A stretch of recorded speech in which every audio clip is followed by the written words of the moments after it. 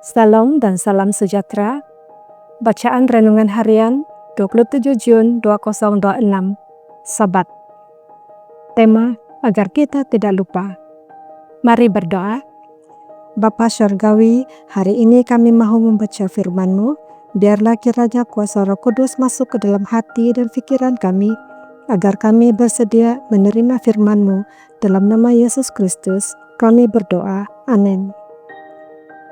Tajuk bacaan, Mencari Pendidikan Sejati, bahagian kedua. Ayat inti, simpanlah dalam hatimu kata-kata yang kusampaikan kepadamu pada hari ini. Ajarkanlah kesemuanya dengan saksama kepada anak-anakmu. Ulangan 6 ayat 6 dan 7. Dalam tempo 28 tahun pertama, pelayanan kenabian Ellen White, beliau tidak menulis apa-apa artikel tentang persekolahan atau pendidikan formal, walaupun beliau telah menulis tentang pendidikan rumah tangga dan tanggung jawab ibu bapa seawal tahun 1854. Namun, keadaan itu berubah secara mendadak pada tahun 1872, ketika sekolah persendirian Bell menjadi institusi pendidikan pertama yang ditaja oleh denominasi. Untuk itu, beliau menulis Pendidikan Sejati, salah satu pernyataan beliau yang paling penting dan menyeluruh mengenai pendidikan.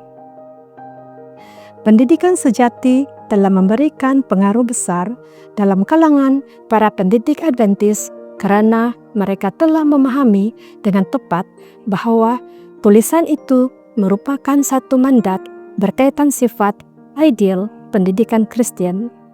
Tidak diragukan bahwa umat Adventis sepatutnya menjadi reformis dalam bidang pendidikan.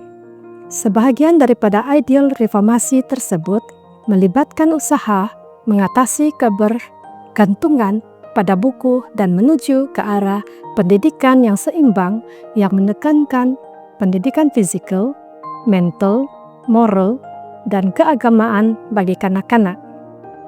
Konsep pendidikan seimbang yang memberi perhatian kepada keseluruhan individu akan menjadi ciri khas tulisan Ellen White berkenaan pendidikan sepanjang 40 tahun berikutnya.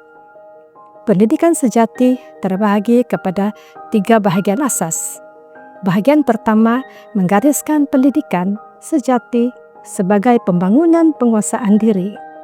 Jika hewan boleh dilatih, maka manusia pula mesti dididik sebagai individu untuk membuat keputusan moral yang bertanggung jawab. Oleh itu, kita mesti memenangi kehendak mereka di pihak yang benar. Bahagian kedua, yang merangkumi 25 daripada 31 halaman dokumen tersebut, membincangkan tentang kesehatan fisikal dan kerja tangan yang berguna dalam kaitannya dengan pendidikan, sama ada di rumah maupun di sekolah.